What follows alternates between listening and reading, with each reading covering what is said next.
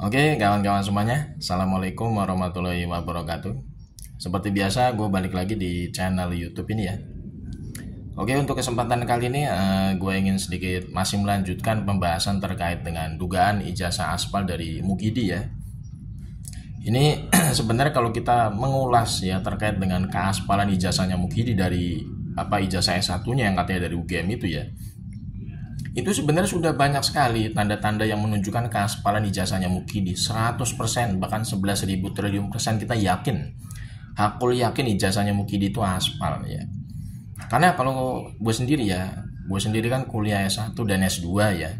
Jadi yang pertama kali gue perhatikan itu dari rangkaian istilahnya pembuktian ya, dokumen-dokumen yang istilahnya diperlihatkan oleh pihak Dirtipidum Baris Krim Polri kemarin ya, setelah menggelar hasil pengumuman lab uji forensiknya, itu yang pertama kali gue perhatikan itu adalah transkrip nilai. Ini nggak bisa dilepaskan dari sebenarnya bukti utama untuk meyakinkan publik bahwa ijazahnya Mukidi itu aspal.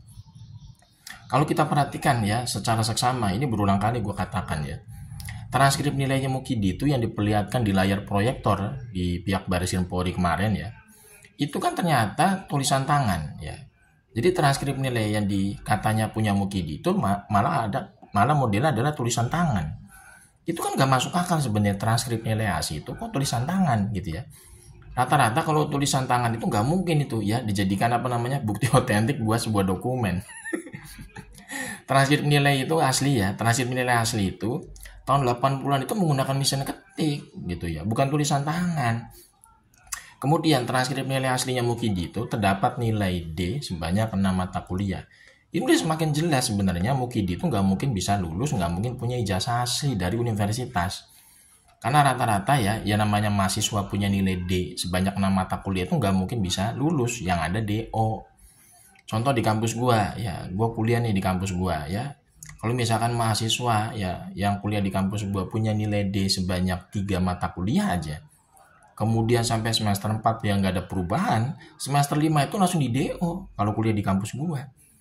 Nah ini masa mahasiswa kuliah di kampus UGM gitu ya, yang jelas-jelas salah satu kampus terbaik di Indonesia, itu kok bisa lulus sampai punya ijazah? Padahal di transkrip nilainya ada nilai D sebanyak 6 mata kuliah. Ini bener gak masuk akal kalau kita pikir ya.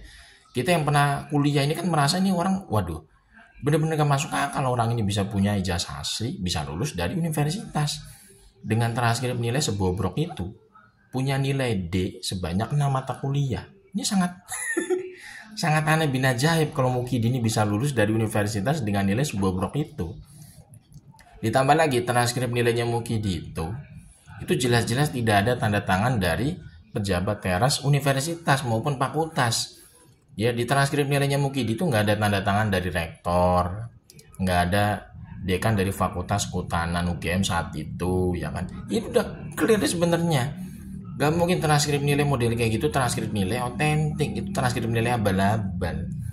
Transkrip nilainya tulisan tangan, kemudian ada nilai D sebanyak 6 mata kuliah. Udah gitu tanda tangan dari pihak pejabat struktural dari universitas sama fakultas nggak ada tanda tangan rektornya, nggak ada tanda tangan dekannya. Ini udah benar-benar clear, nggak mungkin itu punya ijazah asli selevel universitas kalau modelnya kayak begitu. Tapi ini yang sangat disayangkan memang ya, ini memang yang menjadi keprihatinan kita semua sebagai masyarakat Indonesia ya. Ya aparat penegak hukum saat ini itu kehilangannya namanya kejujuran, kehilangannya namanya integritas, kehilangannya namanya hati nurani ketika mereka menegakkan hukum. Seolah-olah aparat penegak hukum saat ini itu takut sama orang seperti Mukidi. Mereka itu tidak takut kepada Allah Subhanahu wa taala yang istilahnya memberikan amanah kepada mereka itu menjadi penegak hukum. Padahal pertanggungjawaban ya semua aparat penegak hukum itu bukan kepada Mukidi. Pertanggungjawabannya langsung kepada Allah Subhanahu wa taala. Kepolisian, kejaksaan, hakim di pengadilan, tanggung jawabnya pada Allah Subhanahu wa taala loh. Kalau misalkan mereka itu dalam tanda kutip ya istilahnya menghukum orang yang salah, itu tanggung jawabnya besar besok di akhirat loh. Iya. Sedangkan mereka itu ya sebagai aparat penegak hukum justru malah melindungi orang yang bermasalah, melindungi orang yang durjana. Itu juga dahsyat itu pertanggungjawabannya besok di akhirat loh. Kalau misalkan aparat penegak hukum ini, polisinya, jaksanya, hakimnya, itu punya keimanan ya, punya rasa takut sama Allah Subhanahu wa taala. Mereka tuh nggak mungkin main-main ketika menegakkan hukum. Ya. Jadi aparat penegak hukum saat ini di negara kita ini, di Konoha ini, memang kondisinya sangat memprihatinkan kalau kita lihat ya. Tidak punya namanya rasa takut sama Allah Subhanahu wa taala. Mereka itu takut kehilangan jabatan, mereka itu takut kehilangan pekerjaan. Ya kan? Padahal penegak hukum itu termasuk apa? Pekerjaan berat loh. Karena dia pertanggungjawaban itu sangat berat besok di akhirat ya. Makanya jangan main-main tuh ya, jangan main-main sebagai aparat penegak hukum. Harusnya bekerja itu dengan penuh rasa tanggung jawab dan amanah. Jangan sampai istilahnya sebagai aparat penegak hukum itu takut sama manusia gitu loh. Karena yang memberikan jabatan amanah itu hakikatnya Allah Subhanahu wa taala.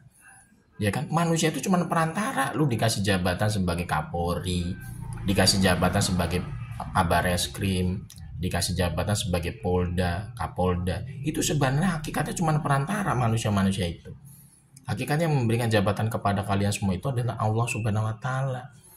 Jadi jangan sampai punya kerjaan sebagai aparat penegak hukum itu justru malah apa? Justru malah merusak hukum itu sendiri dengan mengkriminalisasi orang yang benar, dengan cara mengkriminalisasi orang yang membongkar kebobrokan, justru malah melindungi orang yang bermasalah, justru malah melindungi orang yang bobrok gitu loh.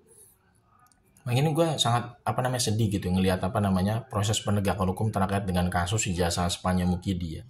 Bukti-bukti otentik yang sudah sangat jelas, clear, terang benderang seperti itu terkait dengan keaspalan ijazahnya Mukidi, justru malah istilahnya malah apa? Tidak diberikan ruang untuk memproses si Mukidi ini sampai ke pengadilan. Justru malah sekarang yang dikejar-kejar, yang dijadikan target untuk kriminalisasi malah Bang Rismon dan kawan-kawan. Ini sangat aneh, sangat aneh sekali menurut gue ini. Gue juga nggak habis pikir ya, bagaimana mungkin bangsa ini bisa menjadi negara maju ya, kalau misalkan kondisi penegakan hukum aja seperti ini bobroknya gitu loh.